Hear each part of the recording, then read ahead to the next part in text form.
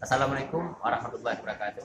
Saya Insinyur Haji Tia Khalid ME, anggota DPR RI asal Aceh, mengucapkan selamat dan sukses atas acara penyelenggaraan Desember Kopi Gayo yang dirangkai dengan peluncuran kawasan wisata Bur Telegi dan Bur Mulo Forest Park di Kampung Hakim Balai Bujang sebagai kawasan wisata alam yang berbasis lingkungan hidup dan kopi.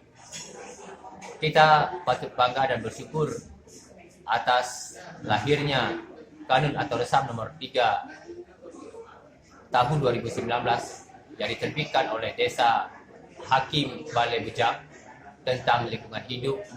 Kami mendukung kegiatan ini karena terkait dengan pelestarian lingkungan hidup dan ekosistemnya.